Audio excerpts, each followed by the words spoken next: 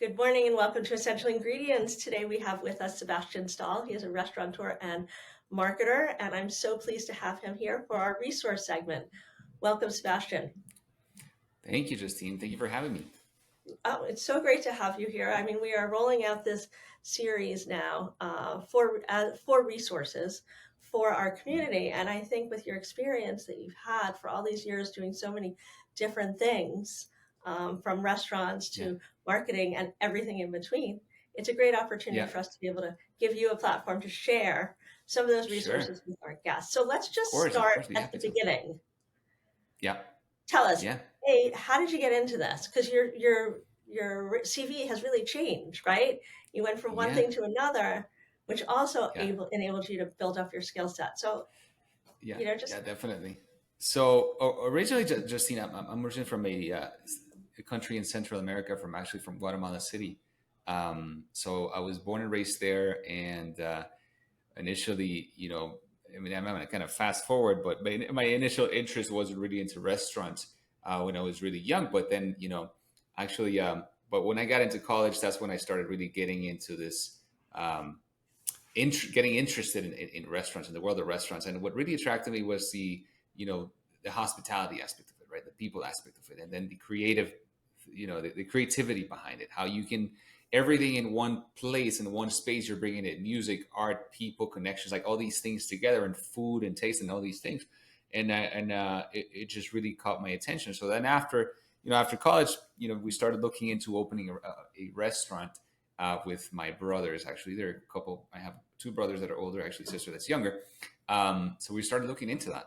And so at the end of the day, my brothers, they went into separate businesses. I stayed in the restaurant in industry, but even before that, just going back, I started working, in marketing, right? So I started working in big companies like the Kellogg Company. I worked for Leo Burnett, which is another big advertising agency. So I had that, experience in the corporate world. But then, I wanted to do my own thing, so I decided to open a restaurant. And my bright idea was to open breakfast, lunch, and dinner, which was the most horrible idea ever, because I was working from 5 a.m. to to 2 a.m. Every 7 days a week. So that was definitely not sustainable. Eventually we evolved from that restaurant to opening another type of concept with a couple of friends and a couple of people from. These guys had another concept, and we ended up partnering and did this other really cool concept in that space, and that worked really well, right? So a lot of trial and error. Finally, something worked and really well, and then we started growing. Yeah, and so it was four of us there, like leading that small company at the time. And then, we opened more locations and of the same concept. And the company acquired another concept. So we basically tripled in size from one day to the next. So now we had 400 employees. We were, multi locations, multi concepts, multi units, like just like all this stuff that we were doing. So it was pretty interesting to go through this. And I'm just going really fast because that took a lot of years. I stepped out of operations and just went into the marketing world of restaurants because I didn't want to operate anymore. I mean, to manage restaurants and all that stuff, it's just too much. right. And it really wasn't 100% my thing. But so did that for again a long time. Got into the arenas. We rebranded another concept, like a lot of things that we did. And so what would happen, Justine, is just gave me a ton of experience in just restaurants and specifically marketing and how to do it right for restaurants. So we've dealt with everything under the sun, that everything that I can think of, really, from in that experience when it comes to building a business and building restaurants and then building marketing for restaurants. And then lastly, after that, what happened was we noticed that that restaurants need a very specific way of marketing, right? How to tell stories, and then everything behind it, the strategy when it comes to digital marketing. It requires understanding the business to be able to implement it, understanding of platforms, understanding how systems connect, and everything. Restaurants have come a long way since I started. Before, the tech was terrible. Now it's a lot better, so it's easier to do. It's better and easier to do marketing properly. So yeah, I saw that there was a need for that, and then that restaurant owners were struggling finding good people, as we did when we were small. I was trying to hire agencies so they could help us at the time, and we couldn't find anybody that really knew what they were talking about. So I ended up learning from the agencies that we hired in terms of all this stuff in the back end, all the technical stuff. Because I was like, this doesn't make sense. Let me get into this, and I loved it. I just was really passionate about it. I really got into it. and then figured out a system and a structure that would work for our concept. So then I just replicated that really into like working with other restaurants when I actually went independent during, during the pandemic. Had a newborn, pandemic, stuck in a high rise, and started a new business all at the same time. So Wow. it was pretty interesting. Yes. Well, it's like Uh, this is like decades worth of work, right? I mean, yeah.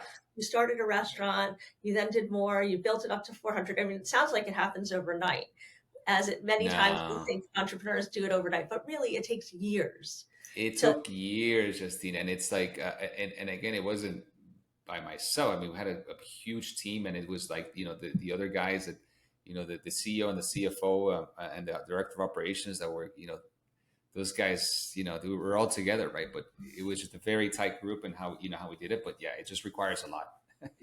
so when you first started your business, you went out there, you wanted to do this, but you didn't have a huge amount of experience doing it. It was your first foray into it. And then all of a sudden, all Yeah. these new things trickle down, and all of a sudden, you're having 400 restaurants.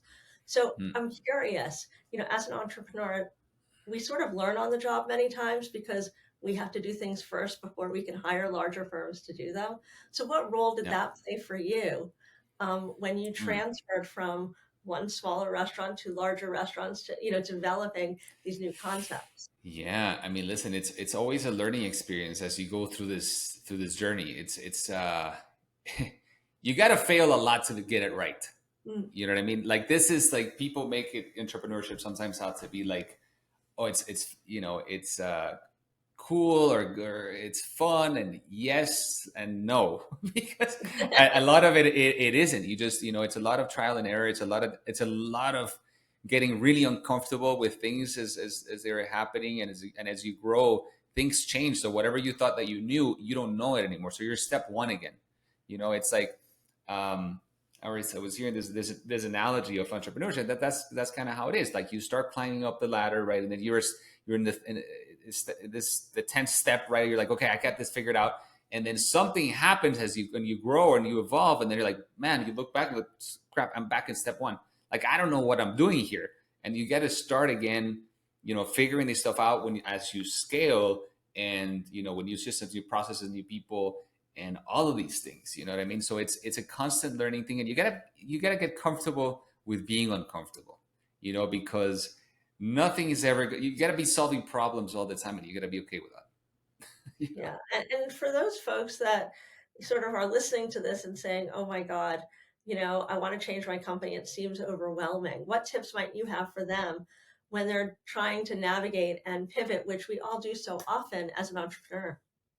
Yeah. So listen, it really depends. I mean, it depends on your business, but I would say if something's not working, change it, because when it's happened to me that because I am so stuck, I could be so stuck in doing things in a certain way that I don't want to change, because again, it's uncomfortable and scary, and I can stick to that until it won't, until it dies. And it could be really detrimental to, for Mhm. business, of course. So you got to be willing to, to shift and to change, even if it's going to require sacrifice, and it can be really scary, right?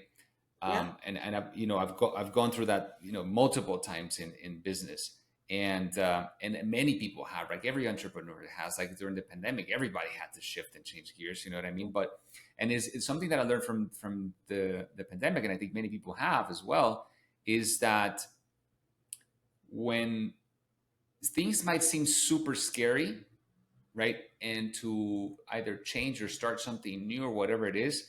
But once the pandemic forced every one of us to make those changes, Hmm. right? Many people lost their jobs, and they had to innovate. They had to do it, and I, it was kind of that's kind of what happened to me, right? I mean, the company completely ran out of money, and at that time, and I still, I mean, I already had a plan to go independent and do this deal, and I was forced into it, but I wasn't scared.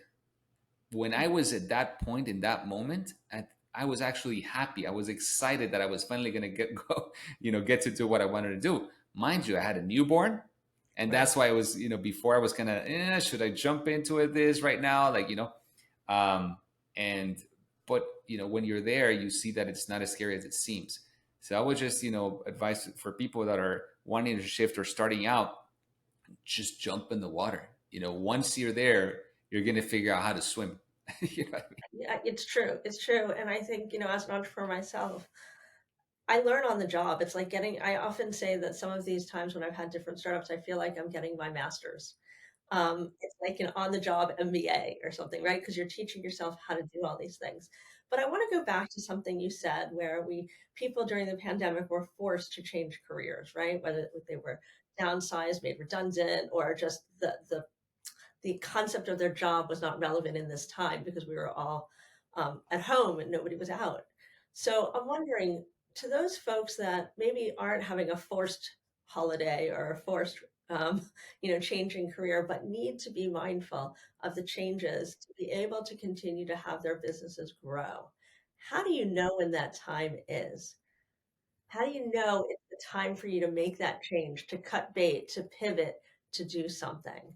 Because there's a window, right, where you have to give yourself enough time to be successful, but not too much time that you lose momentum and maybe need to adjust accordingly.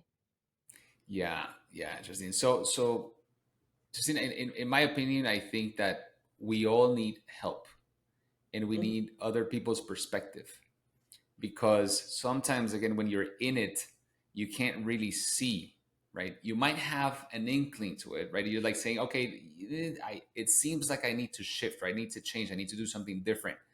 um, but there's still a little bit of, there's blind spots, right? Mhm. So I would suggest to anybody just to, work with a coach or surround yourself with other business people, smart business people, so they can also give you some feedback on where you're at, and what they see, because again, we're blinded by it. So now I actually give you a cool thing you can do with technology these days. Justine, you can actually program your own strategic advisors with AI. So you can have whoever you can think of in your board of advisors in ChatGPT, basically. So Wow. there's a specific way of doing that. It's super cool. So you say, hey, this is what's going on. I mean, you feed it a bunch of information, right? This is my business. This, da, da, da, da. You give it all this information, all this background, and hey, it's like, I want you, okay, you're Tony Robbins right now, and I want you to give me advice on how, on all of these things and what I should do. You will be amazed how powerful this is. It will give you a assessment of where you're at, the things you're doing right. It will give you some suggestions on what you can shift and change, and even it'll give you priorities. And I'm not saying it can't be wrong, but what I'm saying, it gives you. There's so many tools now that can help you see things differently, right?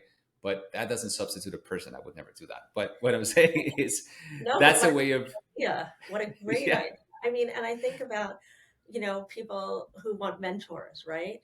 Or want to Hmm. create advisory boards and maybe in the beginning don't necessarily have the connections, the Hmm. relationships to do that. Hmm. So I Hmm. see this as being not in lieu of, but like something that could help in the interim while you're Yeah. building those relationships to build your advisory board, to Yeah. bring on those mentors. Because for me, I think that those are integral to giving me another perspective to what I'm doing, but also Mm. inspiring me to think bigger, further Yeah. down the road, and look at what other Yeah. people have done that have been successful. Because Right. a lot of times, I mean, listen, I come up with lots of ideas, but there are no new ideas. We're sort of Mm. looking at something in another industry, and that inspires us in our own industry to retailer Mm. it, Right. right? So it's like what Right. we're surrounded by. So I'm Yeah. curious, for you, as you were on your journey, what role did Yeah. mentors and advisors play? Huge, huge. Like I've always surrounded myself by, other people that, other smart people in business, and not just for business, Justine. I would say for business, for spirituality, for, for advice as in marriage. Like, listen, we all need people, so I always have a group of people that I talk to on a regular basis and get advice from them, Hmm. because again, there's so many blind spots. And I'll tell you, the more you're willing to receive help, the faster you can make progress, right? And in some, what happens is that you got to get rid of your pride as well, right? Because sometimes as entrepreneurs, like, no, I know this is how I want to do it, and this is the way it should be done. And for restaurateurs especially, that can be, very difficult, for especially for chefs. But because they're like, this is the vision, this is what I want to do. And so they're not open to that. And then when they need to change or the shift, it's already too late, and they're, it's not good for them or for the business. So it's played a huge role for me, Justine, like, and I continue to do so, because there's always things, you come to roadblocks, and you come to points where you need to see things in a different perspective, right? Mhm. Um, so I would advise that, and it doesn't have to be, Tony Robbins is going to be giving you the advice personally, but there's so many, people within your circle, or broaden your circle. You know what I mean? Like, reach out to people that you think can help you. And if you can pay for a mentorship program or a coaching program, that's good. Then great. There's different ones for different, types of businesses, right? So, Mhm. do your research, but definitely, reach out, find help, because it's going to help you go faster. And what I would say also is, you need to take time. You need to take Mhm. time to step back, instead of like working all the time and kind of spinning your wheels, because that happens. And Mhm. just block your phone, block all communication, and just spend time alone, just looking at your business and strategy. Where you're at, where you want to be, where you really see things going, and just like use a piece of paper. Don't get into the computer, and just start writing that stuff down. You know what I mean? It's interesting. I was listening to a podcast yesterday. I always listen to lots of different podcasts, right? I mean, in so many different fields. I like them because they inspire me as a podcaster, Mm-hmm. Mm-hmm. about the way I want to have conversations, the way I want to bring people in, and I take away a lot from it.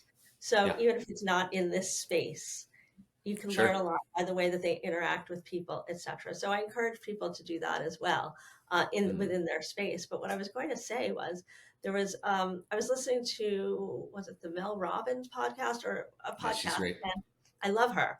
Yeah. And she had talked about a couple studies that were done, and one of the doctors had said, when you wake up in the morning, talk about what it is that you want to do that's Mm. positive, or what you're most excited about. Mm-hmm. And then at the end of the day, what is it that you did that was the greatest thing of all? And if you keep doing that, it changes your neural pathways, it Mm-hmm. changes the way you think and the way you do things. So, I mean, that's a very Mm. simple explanation of a much larger episode. Yeah. Um, Yeah. but the idea is that it really speaks to what you're talking about by writing things down. It Yeah. creates the intention for it. And by shaping it in a positive way and seeing what you're most excited about, it shifts the way that you think Mm. about it. Yeah. So I thought that was 100%. super interesting to share as a tip or Yeah. as a resource Yeah. for people to consider. Yeah. I was interviewing Justine for our podcast. I was interviewing a coach. He's actually a leadership coach for big, like, restaurant groups and all that stuff. And he was talking exactly about that. How when you're leading people, is recognizing the things that they're doing well, Hmm. more so than the things that they might not be doing so well. Because again, our brain tends to focus always on the negative, right, Hmm. and all the things that are not done yet, right? Right. So that is detrimental, really, to our progress in many ways. Yeah. So always be recognizing the wins, the things that you're doing well, because as an entrepreneur, as you know, it's hard, right? Like, there's some days you're like, oh my Thankless. It's thankless, right? We have to be our own best cheerleaders too. Yes, yes, and it can be a lonely road, right? So that's why I say we need people, we need others, and then also recognizing our progress, our wins, and being nice to ourselves. Yes, I think that sometimes we forget we are also our own harshest critics, right? Hmm. And that could be really challenging and even debilitating at times, Yeah. because we stand in our own way. But I want to go back Mm-hmm. to just talking for a moment about mentors and advisory Mm-hmm. boards, and what your thoughts are on establishing those relationships and building them Mm-hmm. out, and what you might recommend to people that are just starting their restaurant or their company and want to be able to integrate that so that they can have that as part of what they're doing already as they Mm-hmm. continue on the process. Yeah, so I mean, it really depends on your industry, right? Like, where you're going to seek out, right? I mean, of course, there's organizations like Score, where you can find a mentor that they'll do it for free. It's usually retired people, right, that you Mhm. can find. in different industries, and you can reach out to them, and it's great. It's great to get together with them, right?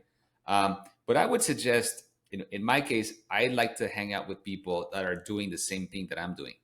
Hmm. You know what I mean, and that are ahead. Um, because getting in touch with those people, for example, for us now with an agency, I'm a member of this, program, which is like over 200 agency owners, right? So then we all come together for events and things like that, and just share ideas, share knowledge, share like struggles, share successes, like all these things. And they get speakers and all this stuff. Like, it's really cool stuff. But what I enjoy the most is speaking to my peers, right? Because when you surround yourself by with these people, you get the support, you get all these new ideas, then you can go in and implement in your business. Yeah, no, and as you're building these relationships, can you maybe share a story that you think would really show the impact of the relationship on your business that might not have happened otherwise? Just interesting. I have those. I mean, when I was in the restaurant industry, I would tell you. So every time, annually we would go to these shows, to the restaurant show. We would go to the fast casual summit, and we would get there together with like a bunch of, like, again, all CEOs and people in the industry, and just going out to dinner with them and having conversation with them. They would just open your eyes into the things that we were not doing right. And I immediately, when we saw got that feedback, we would go back and implement it, and it would help us shift a lot of things. But I think it's more doing this on a consistent basis, Hmm. right? Because for me, every single week I'll have a call with somebody, and to hey, tell me, how do you see this? What's your take on this? Like, what's your advice? And there's always little things that I'm tweaking and changing, and just things keep getting better as I do that. You know what I mean? So it's not a one-time thing. I would advise to have this on a constant basis. You can have somebody that's like, okay, like the master at this, specific subject or whatever, that you might meet once a month or maybe once a year or whatever. But on a constant basis, you still want to find all these other people that can be, that can support you and that can provide this information that you might be looking for. And then lastly, what I would say, which is super helpful also, Justine, is to give back, because then go also help other people that might be a little bit behind you, that you can help, because by teaching, you're going to learn more. Hmm.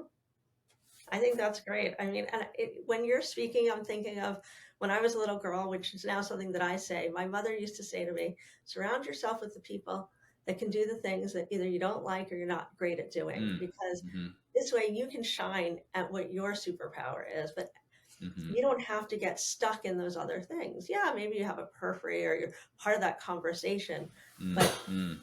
if your skill set is being the chef, um, obviously in the beginning we wear a lot of different hats, but I think the goal is Yeah. to surround yourself with somebody that can do the marketing and can run the Yeah. restaurant and can do the operations and can do all these different things so that you can then focus.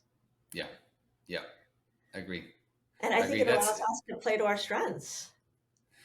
Yeah, and something that's I heard the other day, and it was I don't know if you've heard the School of Greatness. Because this guy Lewis Holiday, he's a he does great stuff, great content. But who was the interview? I can't remember, but um, he said this actually, that his definition of greatness. So basically, he said something like, is finding the gifts, discovering the gifts that you were given, right, as a person, because sometimes that's not easy to Right. really see what you're good at, because you're like, I don't know, and there's a self-doubt and all those things that come up right when you're starting out. Even imposter um, syndrome plays a role in that, right? I mean, yes, yes, yes, 100%.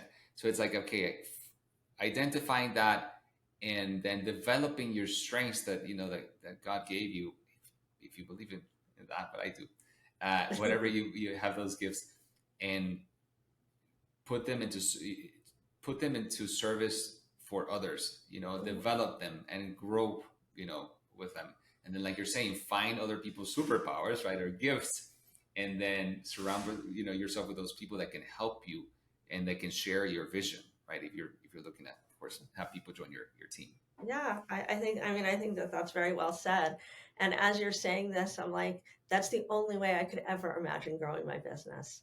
Because if Mm, I don't have those people to provide the support and the information and even their expertise, mm, right?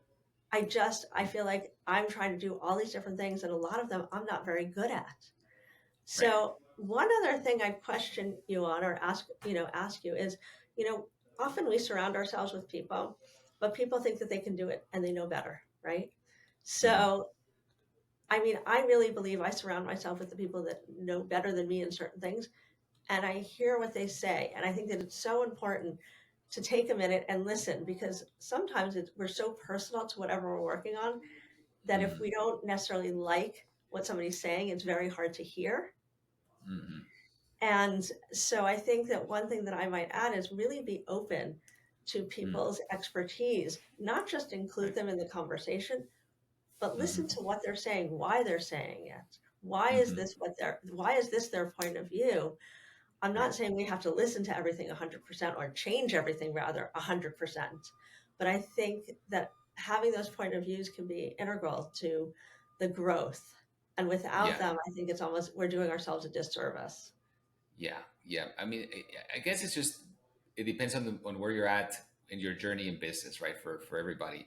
But something that I've learned through time and just life has a way of teaching you is humility, Oh, yes. because you think you know what you're doing and you think and then just like things happen, and you're back to a place where you're forced to look at yourself and say and admit that you don't know. You know what I mean? When I was starting out, I remember that with these guys with one of the restaurants that we opened, I was managing that restaurant at that time, and I thought that I was doing a good job. And I was sitting at the bar, and it was already slow, and then the guys were kind of like upset, and I didn't know why. So like one of our partners, and he was the CEO of the company, came in. And he's a good friend of mine, by the way. But he at that time he came in to say, "Hey, listen, like this is you're not doing this. This is not well." He rounded up everybody in the restaurant, like all the servers, right? They came in around me, and then we started going one by one, basically like pointing out what I was doing wrong. So I wanted to crawl out of my skin, Maybe right, cry and too. cry and yell at these people, right? Because like, how can you tell me, like what I'm doing wrong? Because I've run businesses before, all this stuff, right? And that was super hard to do. But I would tell you, I had enough humility, and that was beaten into me, where I had to see, okay, what are these guys? What are these guys telling me that I need to look at, right? Hmm. Sometimes it's not true, but many times it is, and you need to listen. And so I did, and I had that student mentality because I was kind of forced into it. And then I learned, right? And then I got really good at that stuff, right? And doing all the stuff that I needed to do. But again, in business, when you are your own boss, you still need to keep that mindset, because that's the only way you're going to be teachable. Yeah, Yeah. I agree. Yeah, I think it's really important to stay open Hmm. to hear feedback for ourselves, for the company, for what we're doing, what we're building, Hmm. because we have one perspective and we're very close to it, and other people are looking at it through a bit of a different lens. It's not their baby, it's not their Hmm. livelihood, it's a resource or it's something that they are interested in, but it's not theirs. So they can tell you in, from their perspective, why it doesn't work or how they think it could be better, any of those Hmm. things. So I think it's really important to listen to what the people around you have to say Yeah. when starting those businesses or even during the process. And I want to go back because one of the things we started to talk about before was, and it's a little bit of a tangent from this, but equally integral to building a relationship, was your journey, right? So you went from one place to another and you had this journey both in restaurants, but both in marketing. And now Hmm. you're a great resource for many restaurateurs that are building their business. And I would Hmm. just love to talk a little bit more and hear from Sure. you about that as a resource and Sure. for the new entrepreneur and how that looks as they evolve. Yeah. So we, I mean, listen, after all this trials and errors and all the, successes and failures, all that stuff, you just learn a lot, right? And And so, yeah, I mean, restaurateurs seek us out because they need help. Of course, we focus on marketing, but once we talk, they want advice on other stuff when it comes to restaurants because I just been in it for so long, Mhm. and so it's great for me. It's a joy really to help other people. But at the end of the day, I mean, of course, you got to run a business too, so you got to choose where you focus on and what type of Right. consulting you're going to be doing. But yeah, I mean, we for the most part, Justine, we do strategy, and then we focus on helping restaurants set up a structure for their marketing, right? And then we take care of everything basically from, we offer just a complete solution when it comes to marketing. And we're lately we've been focused more with restaurants and helping them grow their private events, because as the current industry dynamics and with labor costs, food costs, all that stuff, that is one of the most profitable things for restaurants. So we developed this whole system in where we help restaurants generate a lot of leads for private events, and we help them close more business. So that's kind of what we're focused on right now. Interesting. So for that startup or that new business that's coming on, a lot of people will say if they don't make a lot of businesses close in the first year, right? So as somebody that has been both in the restaurant world but also in the marketing world, what recommendations would you make for those folks in the first year as it relates to marketing and even what you're proposing now? Because everybody comes with a different budget too. Yeah, I mean, listen, I think you got to start small. I mean, everybody says the same thing: start small, finish big. I mean, yes, I've done both, right? I've done like, oh, big vision, let's get funding, open, and like I said, the first restaurant I had was like $1.5 million restaurant, and I didn't have enough knowledge, I didn't have enough experience. So like, you drop the ball there, you're gonna drop a lot of money. You know what I Right. mean? So what I would say is, if you don't know what you're doing yet, I would say yet, then start small. You know what I mean? It's usually, if you're getting into this any type of service, that's great, because it's basically what how you're going to be contributing and building a business, right? And you don't need a lot of money to start that, right? And then as you start, and then test a lot. You gotta have this curiosity mentality all the time, because then you have to test, you have to just work and do all these things, whatever it is that you're doing, and then shift quickly into the things that work and get rid of the stuff that don't work quickly, right? Right. So I would that's what that would be my advice: just be And frugal at the when you beginning. say quickly, what does that time frame look like? Man, so it's different for, again, for different businesses, but I will, in some sense, again, I've gotten stuck for longer than I should for in different aspects of the business. But I would tell you, as soon as you notice that something's not working, change it. Like, because when you something's like, this is not working, you like, change it. You know what I mean? Because unless, again, it might be the end product or service might work, but you have to see how you need to shift or change certain things about it so you can deliver the correct way of doing things, right? Like, so for example, this service that I just talked to you about, doing lead generation for private events. I know it's high value, high ticket, like it's great, but there's how we do it and the things that come into it, we've shifted around and done multiple different ways until we found something, a structure that really works, right? So again, you just got to be mindful of that. So And it's kind of like bridging the gap between giving it enough time to see that it works, but also not letting it linger so that you're beating a dead horse. And that's a really hard spot to find for some people. yeah, yeah. Listen, I've gone through it, as well with the first restaurant. I knew the menu.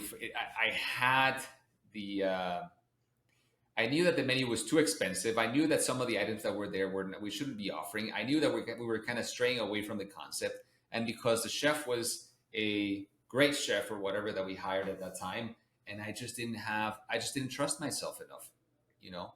And I was, okay, yeah, let's do this. Oh yeah, let's do that. And we were screwed. So don't let anybody else run your business. You know what I mean? Like, Right. even if you hire somebody, because that happens. And that just, that's just, you learn all those things with experience. You know what I mean? But if you can learn it early on in the game, then you'll be ahead of the curve. So what's next in your agenda, right? I mean, you've run restaurants, you had smaller, larger, that now the marketing, and you have your own podcast. So what's next in your trajectory? Yeah. So, Justine, I mean, listen, we're continue to work with restaurants and to continue to grow this part of the business. I think there's just a lot of people that we can help, and we're really passionate about that. Now with the podcast, I love what we do. I love interviewing, and talking to people and meeting people in the industry. Um, but I also love talking about other things, as you know, Yes. and things when it comes to personal development. I think that's played a huge role in my life.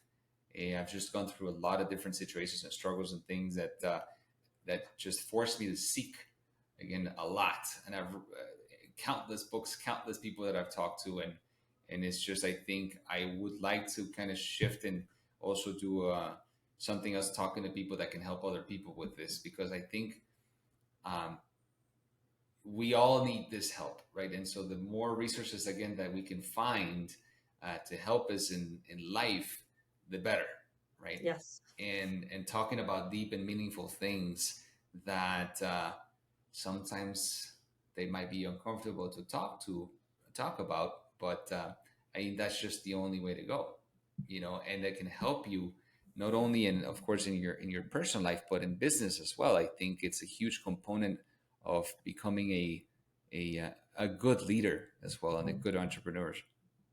Yeah, and you said a couple times about being uncomfortable.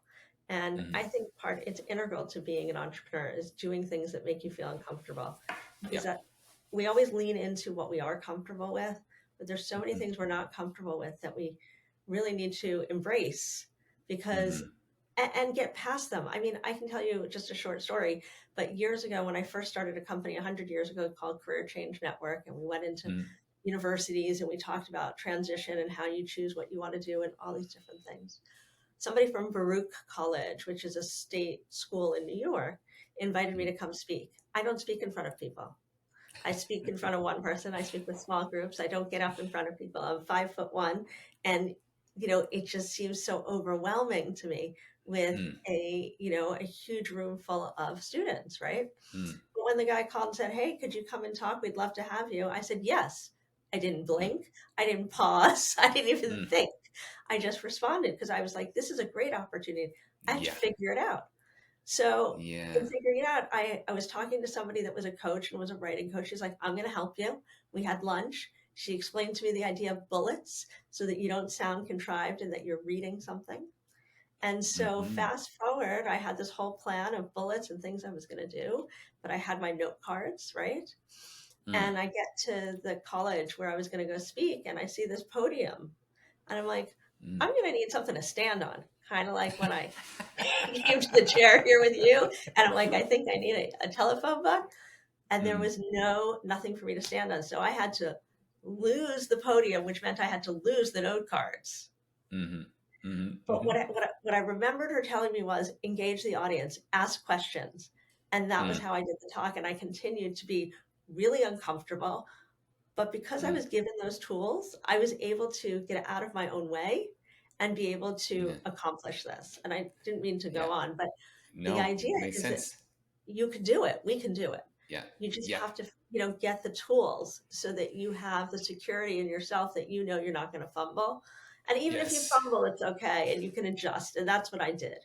As we wrap this up a little bit, and we want to leave our listeners and our viewers with maybe a few tips that you would recommend for those people that are going into the restaurant business. Just things that they should consider that they want to make sure that they do to get them off the ground. What would that be? Yeah, sure. I mean, the advice that every restaurateur will tell you is don't get into this business. It's true. Every restaurant owner that you talk to, if somebody's new and wants to get into it, and they'll tell you, don't get into it because it's Right. that hard. But now, if you really decided you want to get into it, I would say the same thing. Start small. Find a second generation space. Start a small restaurant. Don't get into a big space and build out and all that stuff if you have no experience. Don't think because you hire people that know you're going to do well, because that happened. I mean, it just doesn't work that way. You have to experience it yourself. And the way that things are now with the restaurants, just have a simple menu, okay, a great menu, and then focus on one thing that you're going to do better than everybody else. There's this guy. I actually interviewed this guy. He's a great guy. I think I told you about it, Justine. Arjun Sen. So that guy, he talks about a brand of one, basically. Just so basically focus on one thing you're going to do great, because that's what people are going to look for, right? And that's what you. And so then it's an easier. It sticks, right? And I've made the mistake before of doing a lot because I want to do everything to be great, and it just doesn't. It's hard. Um, Surround yourself with great people. That people are going to support you, and you're going to be your cheerleaders. Um, and you know what? Just take it a day at a time, and be okay with failing many, many, many times, because failing doesn't determine who you are, and it's just going to build you up. And at some point you're going to be comfortable with being uncomfortable, and Mhm. that's the point where you really become a good leader, and you're going to have the power and you know the frame of mind to make the right decisions. Sebastian, that's awesome, but I can't not ask for those founders that are starting this, take that advice and are opening their restaurant and need to start, consider marketing for them because that's going to come up in part of the plan. How would somebody get in contact with you? Sure. So yes, and get somebody to help you with marketing, because at the beginning, when you're running a restaurant, you have no freaking clue how to do it, and you won't even have time to do it. So limited budget at the beginning are a challenge, though. I would say if you want to get in touch with me, just go to Breath Marketing, like BREADTH marketing.com. That's how you can find us. Or you can look for us on Instagram as well, and that's our page. For our podcast is Restaurant Leaders Unplugged, and we interview restaurant owners and CEOs and leaders in the industry. And if you need help with anything related to your restaurants, well, especially marketing, I'll help you with that. But if I can be a resource to you, just reach out. Awesome, Sebastian. Thanks so much for tuning in and Thanks, joining me in this Justine. conversation today. I think that it was so enlightening, and I think we've talked about so many different topics that these new entrepreneurs and even seasoned entrepreneurs may need to even revisit because we forget. So we'll make sure to highlight them in our newsletter and in our show notes so everyone can access them. So again, Yeah, that'd thanks be for great. tuning in today to our guests, our listeners, and our viewers, and thank you for joining the conversation. Thanks, Justine. Appreciate it.